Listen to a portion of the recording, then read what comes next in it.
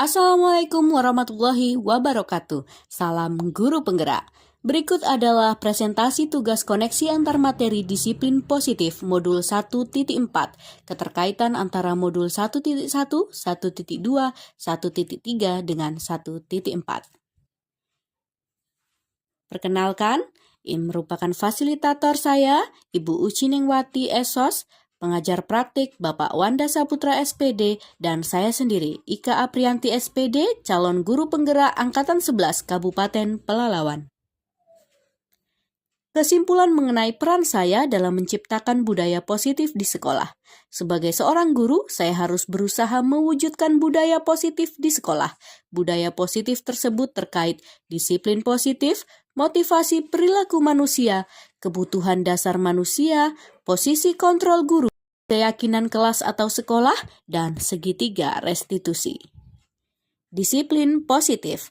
Penerapan disiplin positif mengajarkan anak bertanggung jawab dan menumbuhkan kesadaran diri berdasarkan nilai-nilai kebajikan. Disiplin positif yang dimaksud ialah disiplin yang tumbuh dari motivasi internal, bukan karena pujian, paksaan, ataupun hukuman. Motivasi perilaku manusia. Yang pertama, untuk menghindari ketidaknyamanan atau hukuman. Yang kedua, untuk mendapatkan imbalan dan penghargaan dari orang lain. Dan yang ketiga, untuk menjadi orang yang mereka inginkan dan menghargai diri sendiri dengan nilai-nilai yang mereka percaya. Adapun kebutuhan dasar manusia untuk bertahan hidup, kasih sayang dan rasa diterima, membutuhkan penguasaan atau pengakuan atas kemampuan, adanya kebebasan atau pilihan, dan kesenangan. Adapun 5 posisi kontrol guru. Yang pertama sebagai penghukum, kedua pembuat rasa bersalah, ketiga sebagai teman, keempat pemantau, dan yang kelima posisi sebagai manajer. Posisi yang paling ideal adalah posisi manajer.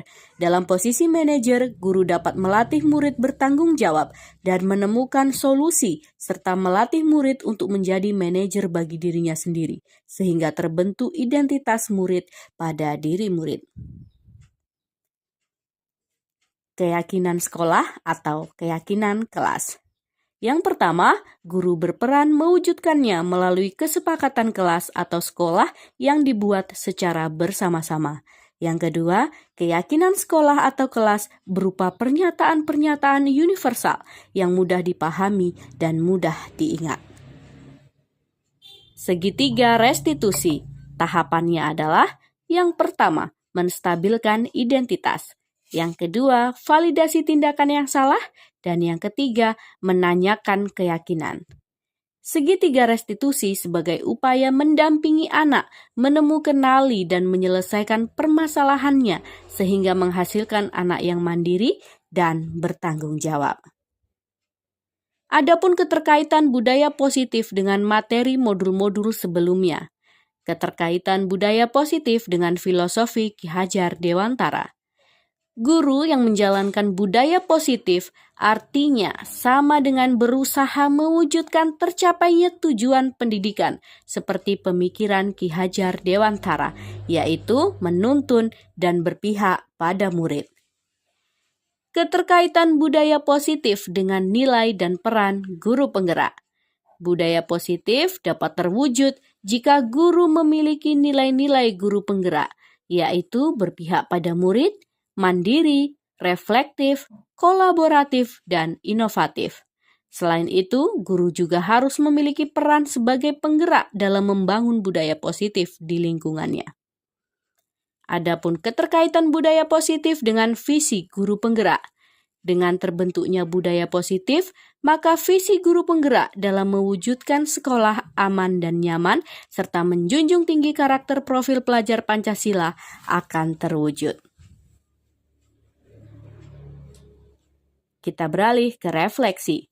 Yang pertama, sejauh mana pemahaman Anda tentang konsep-konsep inti yang telah Anda pelajari dalam modul ini? Adakah hal yang menarik untuk Anda dan di luar dugaan? Saya telah memahami konsep inti dari modul 1.4 budaya positif dan saya akan menerapkannya serta mengimbaskannya terhadap rekan sejawat. Hal menarik dan di luar dugaan, saya merasa kaget dan sangat tertarik ketika belajar tentang efek dari penghargaan. Karena selama ini saya sering memberi penghargaan walau sekadar pujian dan reward sebelum belajar pada modul ini. Yang kedua, perubahan apa yang terjadi terkait pada cara berpikir Anda dalam menciptakan budaya positif di kelas maupun sekolah Anda setelah mempelajari modul ini? Saya menjadi sadar bahwa posisi kontrol yang biasa saya gunakan dalam menangani masalah terhadap murid selama ini kurang tepat. Seharusnya saya berperan sebagai manajer yang menangani masalah menggunakan segitiga restitusi. Yang ketiga, pengalaman seperti apakah yang pernah Anda alami terkait penerapan konsep-konsep inti dalam modul budaya positif baik di lingkup kelas maupun sekolah Anda?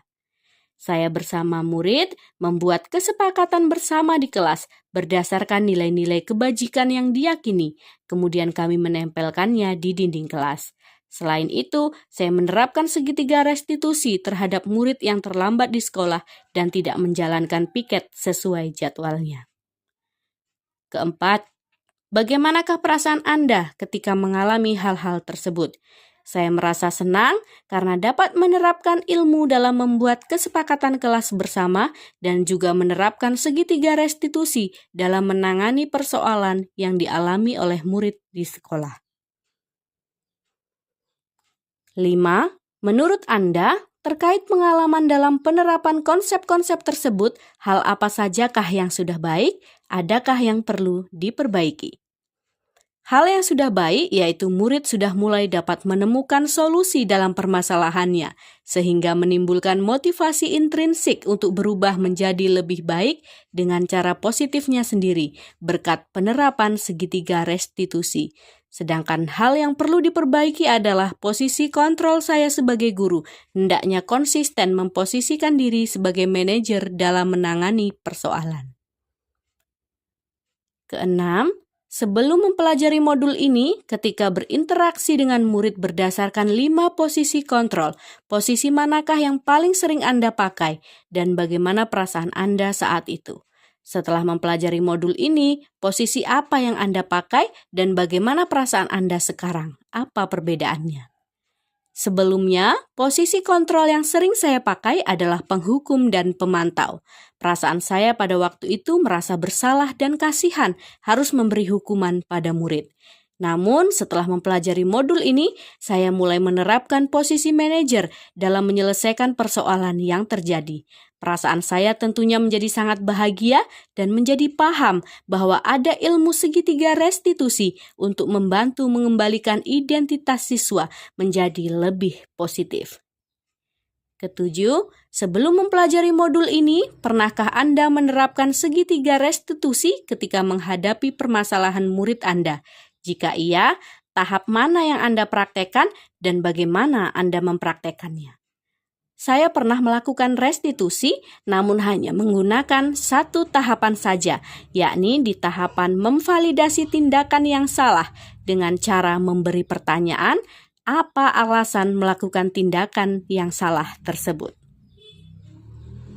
Kedelapan, selain konsep-konsep yang disampaikan dalam modul ini, adakah hal-hal lain yang menurut Anda penting untuk dipelajari dalam proses menciptakan budaya positif baik di lingkungan kelas maupun sekolah?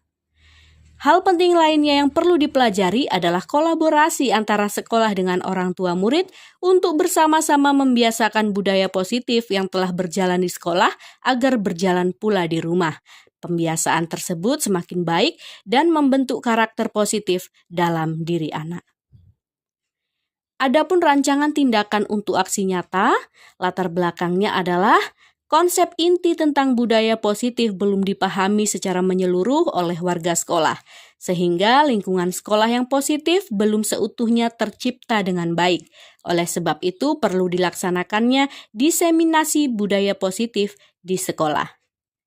Tujuannya, yang pertama meningkatkan pemahaman warga sekolah tentang budaya positif, yang kedua terbentuknya motivasi intrinsik melalui kesepakatan kelas. Tolok ukurnya, terlaksananya diseminasi pemahaman budaya positif di sekolah dan terciptanya keyakinan kelas melalui kesepakatan kelas. Adapun lini masa tindakan yang dilakukan, yang pertama, berkoordinasi dengan kepala sekolah, yang kedua, melakukan diseminasi konsep budaya positif, yang ketiga, menyusun kesepakatan kelas. Adapun dukungan yang dibutuhkan, yang pertama, izin dari kepala sekolah, dua, rekan guru lain, ketiga, murid, keempat, sarana seperti infokus saat diseminasi berlangsung, serta sarana pembuatan keyakinan kelas seperti kertas karton, post-it, dan spidol, serta diakhiri dengan mencetak poster. Sekian tugas koneksi antar materi modul 1.4. Terima kasih, salam, dan bahagia.